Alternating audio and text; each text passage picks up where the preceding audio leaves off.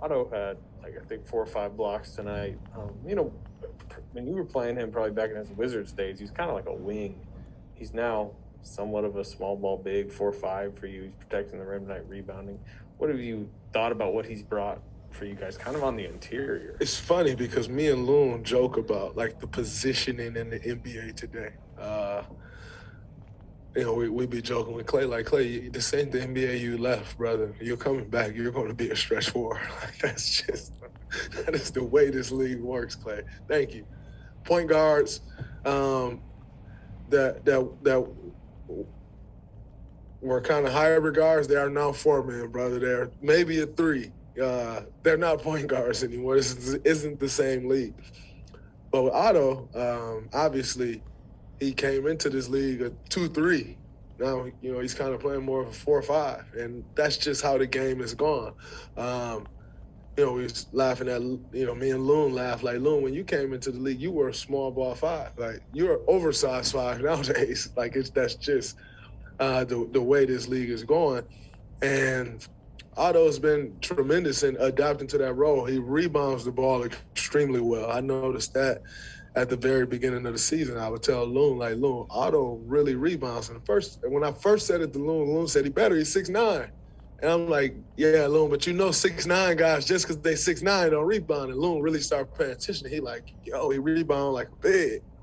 And, he's learning how to protect the rim more and more because that's not his natural position. He grew up his whole life playing the wing. And I think you see that a lot around the league where teams will put a guy in a position to be a big because they have size and they don't have a clue of the positioning that you need to have. And Otto is making that adjustment, with the block shots, with the rebounding. He's been a real asset for us, and obviously he shoot the lights out the ball. Otto, you're right. Yep. So is it weird, or how different is it when you have 2 officials instead of 3? Is that noticeable? I think we had 2 in Indiana. Yeah, it was just tough because, different angles of the game. It's tough on the referees. It's tough on the players, but it's also tough on referees because they got one less eye, different angles. So, I think it's tough all the way around. So how many blocks do you think you had tonight? No. A lot, maybe. I don't know how many. I think maybe 5 that I thought was really clean. What happened to the 5th? They say I got his arm a little bit, but I don't know. You saw it. That's why I asked you. What does Iguodala bring to the second unit? Iguodala brings everything. IQ level, know how to get the ball to the right people. Defensively, all over the place, long arms, extra big body that we use, and his leadership. He's like another leader that's been there, done it, and he's just there to orchestrate everybody into the right spot, offensively and defensively. To follow up on that, would you say Andre has one of the most unique minds in the league? Absolutely. He's been around a lot. He's been in the old NBA and the new NBA. So he's seen the transition. He's played a lot of ball. So the game just comes easy to him. And he makes it easy on us. How would you describe the difference? Let's go like early in your career when, kind of a wing defender even, and now with how the league has shifted, but also you personally, at times even almost a big, obviously protecting the rim tonight. How would you describe that shift in your career? It definitely shifted a lot in the recent years. Guys that are used to be on the wings are now more like pick and pop 4s. But that's just the game changing like that. Pick and pop bigs that can, pop to the corner, shoot 3s.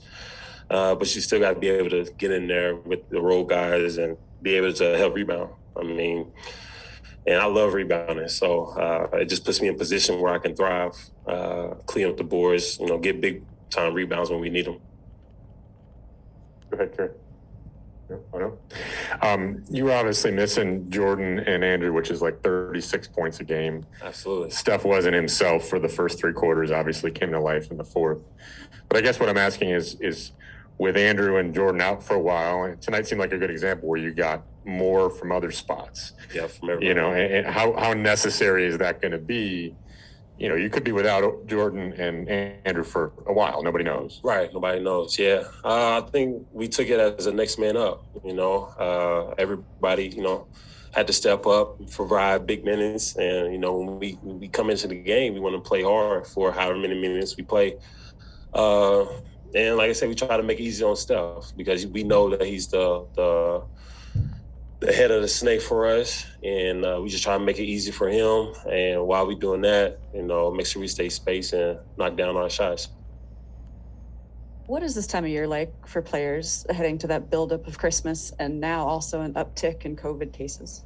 It's kind of frustrating because we thought we was past that stage, and now we're back to square one almost. But I mean, I think for us, we just try to, you know, be mindful of what we have to do, you know, when we're in the facility here in this bubble, and then when we're at home, you know, because it's definitely frustrating. But we got to stay safe. We got to be mindful of it, and for us, we just gotta, you know, come day at a time and get ready for, you know, the next couple of games without Andrew and without Jordan, and just try to, you know, get some wins for them until they come back. All right, thank you. Thanks, Otto.